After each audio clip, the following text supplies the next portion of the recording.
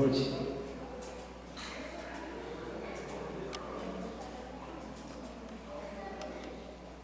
As coisas acontecem às vezes.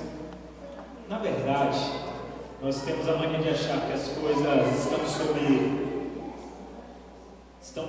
sob o nosso controle, que é uma ilusão terrível, que as coisas nunca estão sob o nosso controle.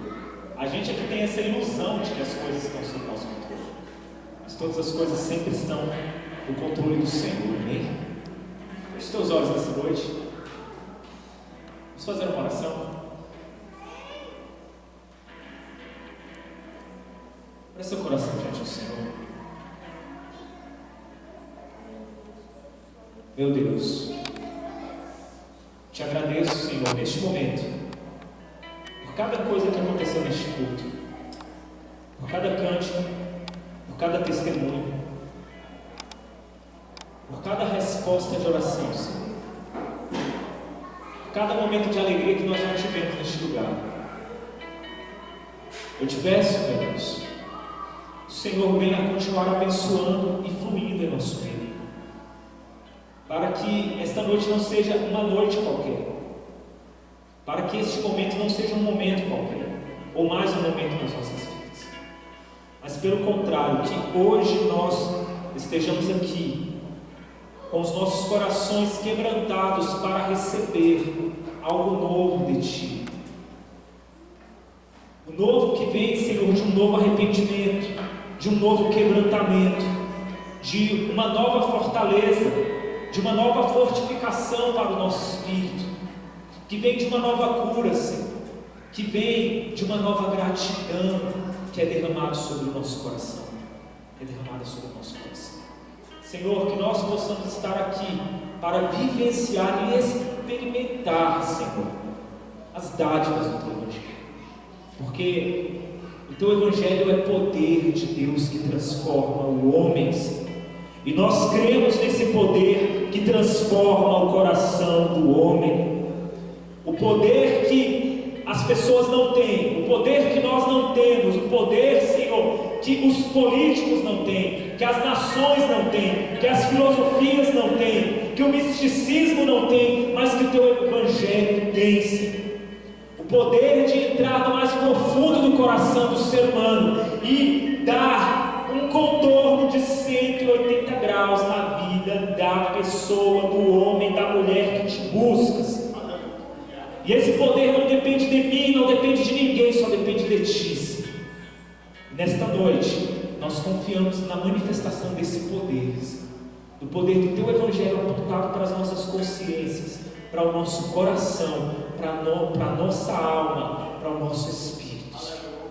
E entregamos todo o nosso ser a Ti. É o que nós te pedimos.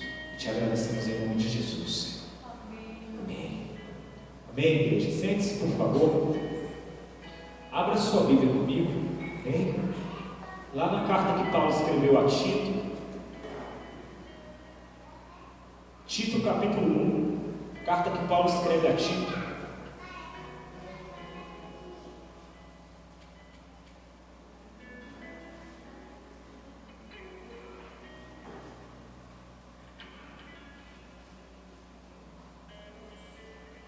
Tito capítulo 1, amém? Tito já está lá mais para o final da Bíblia.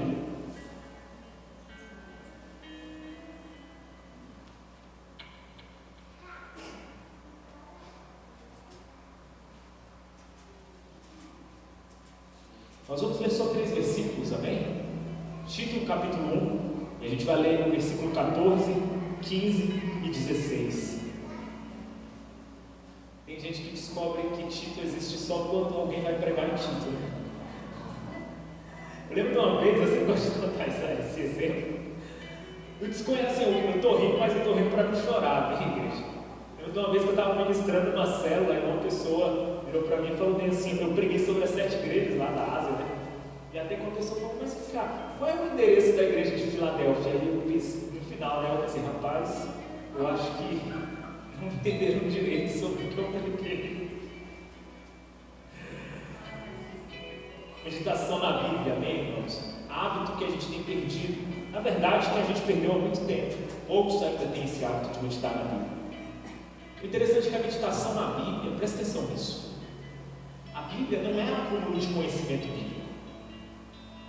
Tem muita gente que nasceu no berço cristão, como eu. Provavelmente você vai ter, cara, já todas as histórias da Bíblia, sim, na sua cabeça, como passagens e como história. Só que o Evangelho, o poder do Evangelho não está em ter a história ali na tua cabeça, a cronologia da história, porque a história não significa muita coisa. O poder do Evangelho está em você abrir e meditar e se lançar e permitir que aquela palavra produza fruto no seu coração. Interessante, ontem mesmo eu estava... Quanto isso é poderoso? Vou dar um exemplo para o quanto isso é poderoso. Ontem eu estava com a minha mãe e ela estava lendo. Ela tem a mania de abrir o celular e deixar aqueles programazinhos, aplicativos, que um cara fica lendo para o celular, né? Aí fica lendo lá a vida eterna lá, para toda a eternidade. E aí estava lendo um texto de Marcos, né? Toda a passagem de Marcos, algumas parábolas contadas por Marcos, até diferentes, a do mordomo, dos mordomos, né, que estavam ali, foram entregues, todas as coisas foram entregues ao cuidado daqueles mordomos, e são parábolas que nós conhecemos de cor salteada. E aí depois a entrada de Jesus, a aflição de Jesus no Getsemane, a última ceia, Jesus ali sendo levado ali participando da última ceia, anunciando a traição, o beijo daquele que o trairia, e o momento quando ele vai ali se retira para a oração, e o modo como Judas, né, anuncia para os guardas, aquele a quem eu beijar, né, esse é que vocês têm que pegar, esse é quem eu estou entregando. Textos que a gente conhece há tanto tempo, só que aí eu ouvi aquilo e interessante como só de você ouvir aquele texto e meditar, aquilo produziu reflexões diferentes no meu coração. Um texto que a gente já tem de cor salteado, mas que pelo fato de você parar mesmo, parar, porque a reflexão, a sabedoria, a verdade se manifesta, meu irmão, quando você para, quando você sai da agitação, quando você sai da correria, você se retira e você, cara, eu vou fazer isso aqui. Você fica ali meditando, permitindo que aquela palavra venha ruminar no teu coração. E é impressionante como isso é poderoso, porque isso produz, é como se o Espírito Santo pegasse esses fragmentos de palavra e fosse produzindo vida dentro de você, fosse produzindo reflexão nova, fosse produzindo algo novo. Tem pessoas que gostam de pegar a Bíblia para estudar. É legal estudar a Bíblia, mas meu conselho é que você estude a Bíblia em um segundo momento. Estudar a Bíblia não é refletir, não é se lançar sobre a Bíblia. Se lançar sobre a Bíblia é diferente. É quando você pega ali, sabe, você não está querendo estudar um tema, você simplesmente fala, eu vou absorver isso aqui. Eu vou apreender, eu vou pegar por osmose, né? Esse negócio vai entrar dentro de mim. É quando você, em devoção, você permite que aquele texto seja vivificado por aquele momento que você tira diante do Senhor. Amém, gente? E não precisa de fórmula mágica para isso aqui. Não precisa de fórmula mágica. Você pode estar muito bem deitado e ouvindo uma Bíblia, uma pessoa ler a Bíblia para você num aplicativo de celular, e aquilo, enquanto você está naquele espírito de deixar que se concentrar naquela história maravilhosa, aquela história parece que vai purificando, limpando e trazendo novidade para você. Amém, igreja? Amém? Você tem feito isso? Você tem feito isso? Essa é a pergunta. Porque o problema é que a gente concorda, mas a gente não faz. E esse é o meu conselho para você: faça isso. Não se prive disso. Em dias que nós estamos tão distantes de referências boas, né? Porque nós não temos mais referências nos nossos dias. Todas as nossas referências de homens praticamente foram lançadas ao pó. Nós vemos dias terríveis de referências. Você olha para o meio político, você olha para o meio religioso, você olha para onde você olha, você não vê referências. Você sempre vê pessoas, porque nós inclusive vivemos uma época de destruição das referências. Por exemplo, o Diguinho fez algo de muito bom. O fato de Diguinho ter feito algo de muito bom, eu pego o defeito do Diguinho porque eu não gosto dele e destruo o Diguinho. e arrebento e assassino a reputação dele. Eu acabo com a referência que ele é para mim. Porque nós estamos num tempo em que o esgoto que habita na gente, a gente quer crer que todos têm esse esgoto também. É meio que um sentimento de inveja, é meio que uma reação de inveja. Nós invejamos aqueles que manifestam virtudes, e por invejar aqueles que manifestam virtudes que nós não temos, a gente quer acreditar e vai fazer de tudo para provar que aquela pessoa, na verdade, ela não tem em si virtudes do alto, mas pelo contrário, ela tem um esgoto como o esgoto que está em mim. Ela é uma fossa ambulante, ela é um resto, um local de resto de objetos descartáveis, de substâncias descartáveis, assim como eu sou. Mas também uma das coisas que eu tenho aprendido na minha vida, queridos, é que nós não devemos medir os outros pela nossa miséria. Amém? Se eu sou miserável, não significa que todos são. E pelo contrário, que esse espírito de inveja que parece que permeia e reina na nossa geração, que ele não tenha poder sobre a tua vida. Abra o teu coração para olhar para aqueles que possuem virtudes e que possuem defeitos, mas daqueles a quem você pode sim sentar e receber manancial de sabedoria. Porque às vezes é uma pessoa que já trilhou ou já refletiu um caminho que você ainda não refletiu. Não assassine a reputação das pessoas. Não permita que a inveja torne seu ouvido resistente à sabedoria que às vezes alguém tem para trazer até você. Porque é exatamente nesse espírito de quem está disposto a ser repreendido. É esses que são os sábios. Porque aquele que tem um espírito que está sujeito a ser repreendido, esse aprende, e aprende muito. Agora, uma geração vaidosa, arrogante, invejosa como a nossa, que não aceita se subjugar ou reconhecer que às vezes tem alguém que tem mais habilidade que você em determinada coisa, que você pode escutá-lo naquilo, e que você pode ter reverência quanto àquela virtude daquela pessoa naquele ponto. Como nós somos resistentes a isso, nós estamos nos tornando, sabe o quê? Pessoas incorrigíveis, pessoas que já não se sujeitam mais à correção, pessoas que não se abrem mais à correção, pessoas que não admitem mais ser corrigidas. Olha para a arrogância dos nossos tempos e veja se não é isso. Eu já estou entrando na palavra, eu já entrei na verdade. Vamos ler aqui o texto de Tito para que a gente não se perca e a gente não venha se perder e a gente já dê continuidade ao que está sendo falado. Tito capítulo 1, versículo 14, 15 e 16. Olha o que Paulo escreve a Tito. Ele fala assim: olha, não dando ouvido às fábulas judaicas, nem aos mandamentos de homens que se desviam da verdade. Todas as coisas são puras para os puros, mas nada é puro para os contaminados e infiéis. Antes, o seu entendimento e consciência estão contaminados. Confessem que conhecem a Deus, mas negam-no com as obras, sendo abomináveis e desobedientes e reprovados para toda a boa obra. O que Paulo está falando aqui? Exatamente o que nós estamos conversando aqui. Paulo está deixando bem claro que existem aqueles que são desobedientes, reprováveis, abomináveis.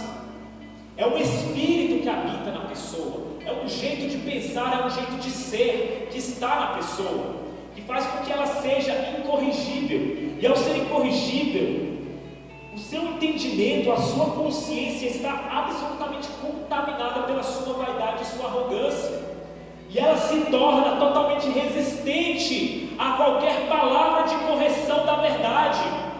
E não podendo resistir à verdade, ela vai inclusive tentar modificar a verdade, porque ela está num pedestal tão elevado de autoadoração, em que ela adora a si mesma, adora os seus caprichos, adora as suas vontades, adora as suas certezas, adora toda sorte de podridão que habita em sua alma. Só que é quando a podridão, é quando o errado, é quando o fétido é colocado no pedestal. Os irmãos sabem o que é um pedestal? Pedestal é aquilo sobre o qual nós colocamos algo valioso. Por exemplo, você pode colocar um troféu sobre um pedestal, bem? Pedestal é um local onde você quer colocar alguma coisa que evidencie algo bom, algo que talvez tenha demandado, né, um sacrifício seu. Por exemplo, quando um jogador de futebol ganha um troféu, ele vai colocar o troféu dele muitas das vezes sobre um pedestal, para que aquele troféu as pessoas vejam e lembrem e perguntem e saibam do quanto foi difícil conquistar aquele troféu. Quando nós nos tornamos incorrigíveis, ou seja, pessoas que não aceitam mais ser corrigidas, geralmente esse comportamento é típico daquelas pessoas que já colocaram o seu erro sobre o pedestal e não aceitam mais qualquer tipo de palavra, qualquer tipo de virtude que venha contra, que venha de encontro ao ego dela, ao egoísmo, a monstruosidade que habita dentro dela, e que ela teima em vestir de vestes boas. É um monstro vestido bonitinho, para que o monstro seja menos monstruoso. É o demônio vestido de transparecido de anjo de luz. É toda a podridão, o cadáver sobre o qual você joga perfume, para que o cadáver fique perfumado. Só que o perfume não muda a condição do cadáver, o cadáver continua morto. Amém, gente? Vocês estão entendendo o que está sendo dito? Paulo está falando que essas pessoas são pessoas exatamente que elas contaminam tudo que elas tocam, tudo que elas fazem, porque a contaminação está dentro delas. Elas são pessoas contaminadas, elas são pessoas intoxicadas. Elas são tão intoxicadas que elas envenenam tudo aquilo que elas tocam. Onde elas colocam suas mãos, aquilo será contaminado. E essas pessoas, geralmente elas têm a mania exatamente de querer esquivar-se da culpa, né? Querendo se desviar da culpa. É a síndrome de Adão e Eva, amém? A síndrome lá, que eu sempre gosto de falar para os irmãos dela, é aquela síndrome do Adão, né? Adão, ele faz o maior fenômeno da história numa frase, né? Ele consegue colocar a culpa em duas pessoas diferentes dele numa frase. Deus vem falar com Adão depois que ele peca, e aí Adão pega e fala assim, ó, a mulher que tu me destes. Ele lança a culpa na mulher e em Deus numa certeza. O cara é profissional da desculpa, o cara é profissional da irresponsabilidade. Eu não sei vocês, mas às vezes eu olho para Adão e eu me vejo o tempo todo assim. Quantas vezes, numa sentença minha, eu lanço a culpa em tudo, menos em mim? Essas pessoas que transferem a culpa para as outras coisas, geralmente são aquelas que acreditam que são as coisas que contaminam, porque elas se recusam a olhar para dentro de si, para ver que é o seu coração que está envenenado, que é a sua alma que está entorpecida, que é o seu espírito que está envenenado até a morte, que o vírus é ele. É a condição daqueles que não se enxergam mais. Eu já falei aqui em outras pregações sobre isso. Aqueles que não se enxergam mais como réu de juízo, mas que se veem como vítimas do juízo. Aqueles que não conseguem mais nas suas relações uns com os outros, elas estão viciadas em se vitimizar e jamais em chamar a responsabilidade sobre si mesmas, e jamais em reconhecer o mal que habita dentro de si, em jamais reconhecer o erro que te levou muitas das vezes a destratar alguém, ou a falar de modo torpe ou errado com alguém, ou que acendeu uma cólera desmedida em alguém, em você, ou em alguém, ou que provocou alguém a essa cólera. É o erro que habita dentro de você, de mim, que nós nos recusamos a ver. Então nós preferimos transferir a culpa para a outra coisa, para outra pessoa, todas as coisas. Então nós dizemos que as coisas, as pessoas são contaminadas, mas eu não sou. Para tirar a contaminação de mim, eu culpo, eu contamino os outros. Nota, queridos, que aqui é quando você realmente está transformando até a outra pessoa num objeto.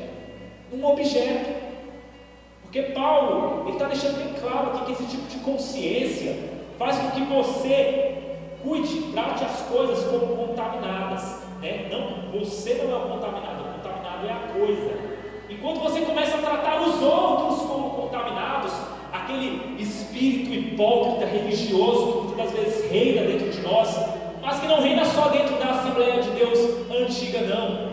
Até que às vezes a gente sempre, aquela dos usos e costumes, a gente sempre lembra daquelas pessoas, né, que às vezes existia mesmo, né, aquelas pessoas que julgavam as outras pelas suas vestimentas, que julgavam as outras pelo seu jeito de falar. Isso existia. E às vezes a gente pensa, não, esses são os religiosos. Não são esses os religiosos. Eu e você, nós somos religiosos, nós somos esse hipócrita. Todas as vezes que nós, no nosso relacionamento com alguém, no nosso relacionamento com o próximo, nós não tratamos o outro como um ser diante de nós, um ser, um sujeito amado por Deus, e nós tratamos essa pessoa como um objeto, como um bem, como alguém sobre quem nós podemos lançar culpa, como alguém sobre quem nós podemos lançar as misérias da nossa alma, como alguém sobre quem nós podemos descarregar o esgoto do nosso ser. Quando nós fazemos isso, meus irmãos, nós estamos tratando o outro como um objeto, não apenas como um objeto, mas um objeto contaminado, sendo que somos nós os verdadeiros contaminados. O Evangelho é uma arma apontada para a consciência exatamente por causa disso. O Evangelho é uma renovação constante das nossas forças exatamente por causa disso. O Evangelho é um lembrete o tempo todo acerca da necessidade da gente melhorar, se consertar, evoluir, aperfeiçoar, santificar, exatamente por causa disso. Porque a vivência e o trato, por exemplo, a relação que eu tive com o irmão Pedro ontem, se eu encontrei o irmão Pedro ali na padaria, sei lá, eu fui comprar um pão, encontrei o irmão Pedro na padaria, conversei com ele. A relação que eu tive com ele naquele momento não vai valer para hoje, ou para amanhã, ou para as próximas vezes que eu encontrar o pastor Pedro. Porque todas as vezes o nosso relacionamento, a nossa amizade, a nossa fraternidade está sendo provada. E todos os dias, então, eu preciso estar com o coração em temor e tremor diante do Senhor, para que todos os dias eu possa honrar o pastor Pedro como alguém que é amado pelo Senhor, com a mesma reverência que eu trato alguém que tem um título ou que tem uma honraria de homens. Eu preciso amar aquele que possui a maior das honrarias, que é o amor do Senhor. Glória a Deus. Amém? Amém? Só que nós fazemos o contrário. A gente prefere muitas das vezes contaminar os outros, culpar os outros, marginalizar, tornando-os como objetos, porque nós nos negamos simplesmente a permitir que o nosso ser seja limpo pelo confronto com a verdade, limpo pela correção que é necessária, limpo por ouvir, por ter como referência alguém que realmente possui algo a mais do que a gente em determinados pontos, limpos em reconhecer a verdade de Deus onde quer que ela esteja, ainda que seja de alguém que a gente considere na nossa vaidade como inferior a gente. Você entende o que está sendo dito aqui, igreja? Existe uma necessidade de nós deixarmos de contaminar as coisas e as pessoas com as nossas desculpas e com a nossa corrupção, e nós permitimos que o Senhor venha nos descontaminar, nos lavar, nos limpar, a limpar o mais profundo da nossa alma, a limpar as nossas feridas, seja que seja uma ferida infeccionada. Eu muitas das vezes está cheia de pus, que precisa ser limpa, e que nós, em nossa resistência, em nossa arrogância, em nossa inveja, em nossa soberba, em nossa desatenção, a gente não permite que essa ferida seja limpa, seja cicatrizada, seja fechada. Nesta noite, eu gostaria que você pensasse sobre isso, gostaria que você refletisse sobre isso. Os dias em que a igreja ela vai ser testada, esses dias já estão acontecendo. Os dias em que a igreja ela mascarava a contaminação dela com o movimento, esses dias estão acabando. Nós estamos passando por momentos em que só os de verdade vão ficar. E não aqui, eu não estou falando da nossa igreja, estou falando da igreja em geral, estou falando da igreja. É notório o modo como a pandemia, por exemplo, provocou um afastamento das pessoas da igreja.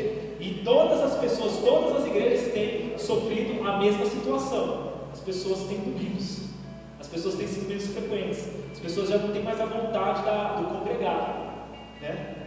Na verdade, a pandemia, eu diria o seguinte, que a pandemia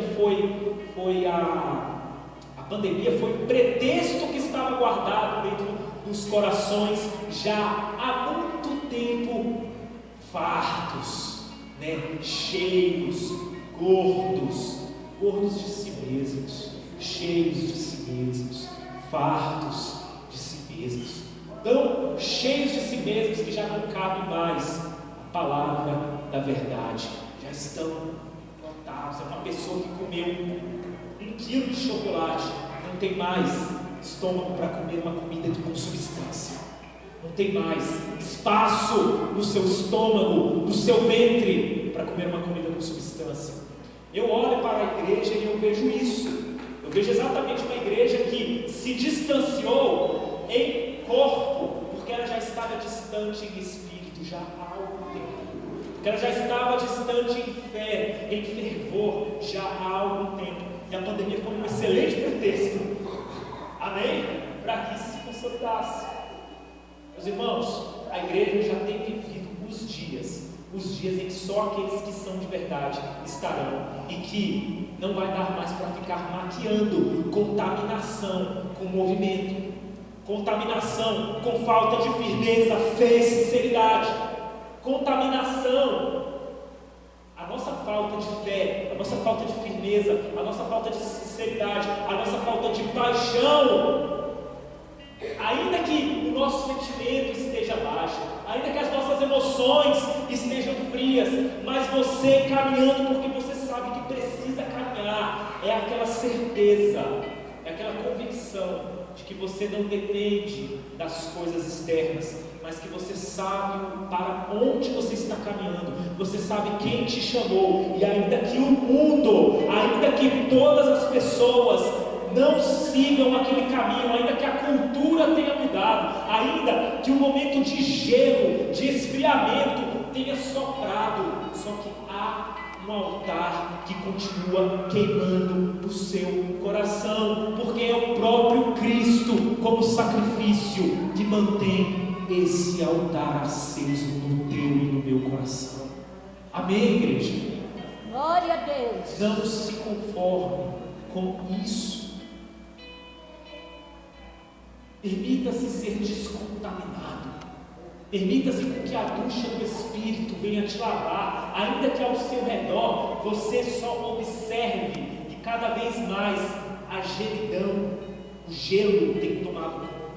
As pessoas têm se tornado cada vez mais congeladas, mais perdidas, mais sem sentido, mais sem rumo, mais sem caminhos determinados. São tantos caminhos que a mente das pessoas se confundiu em algum momento.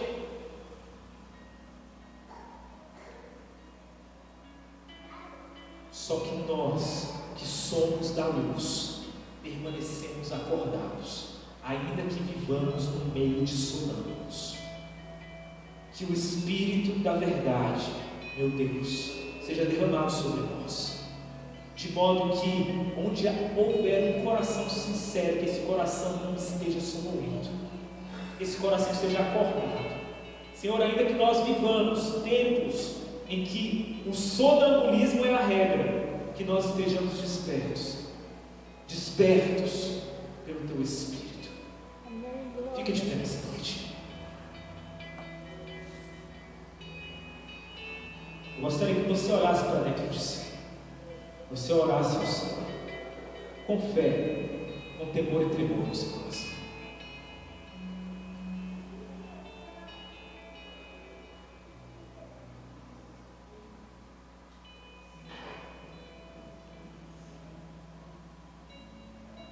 Feche seus olhos.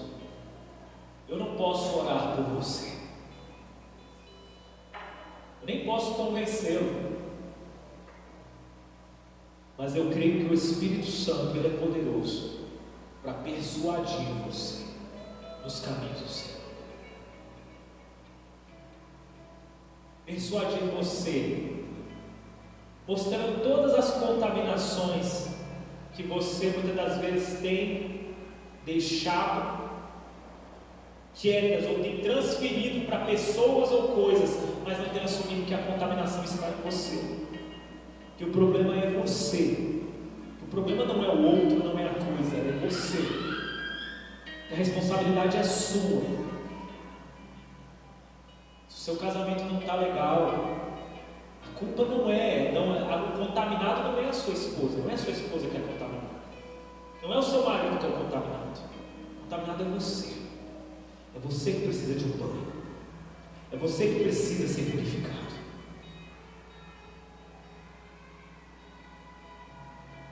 Porque todas as coisas, todas as relações, tudo é puro para os puros.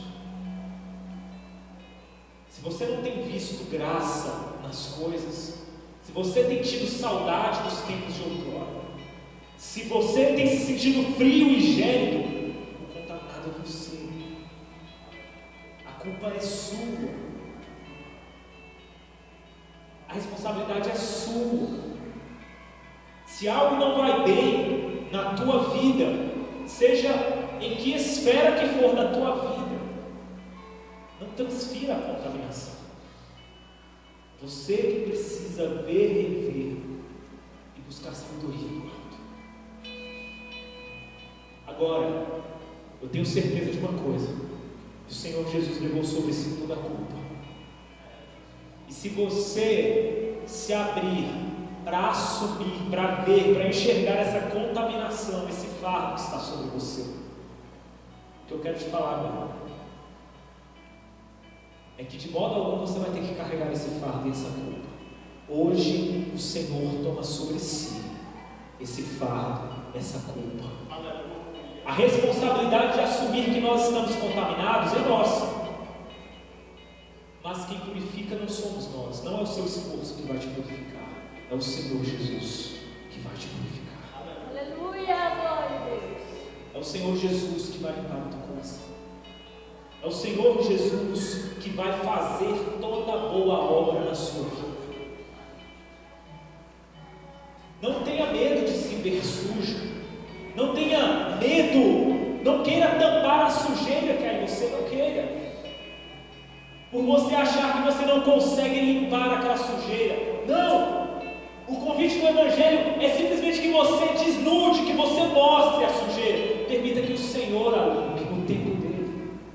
Que o Senhor conserte a sua vida no tempo dele. Que o Senhor vá sarando a sua vida no tempo dele. Mas a primeira coisa que precisa ser feita é você parar de contaminar as coisas e pessoas enquanto você, sem reconhecer que você é o que precisa de um banho. Você que precisa de uma purificação. É você. Senhor Jesus, essa noite, Senhor, nós nos colocamos diante de Ti.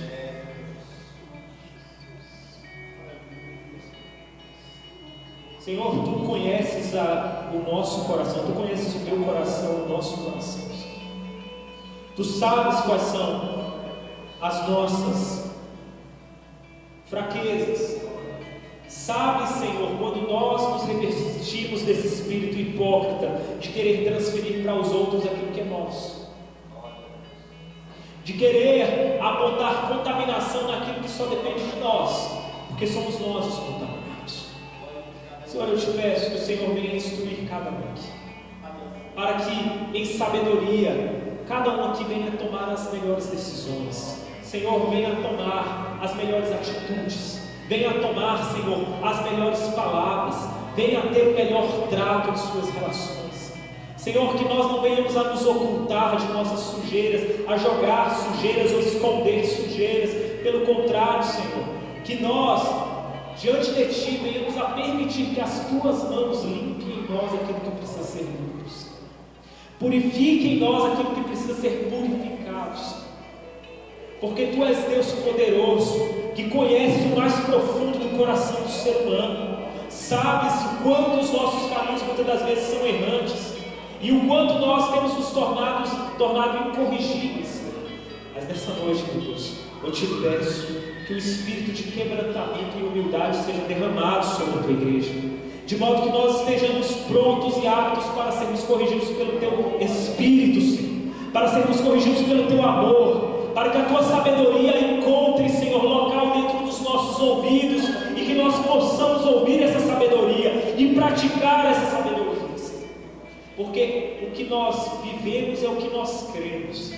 O que nós vivemos é o que nós cremos, e se nós não temos vivido o Teu Evangelho, é porque nós não temos crido no Teu Evangelho, Senhor.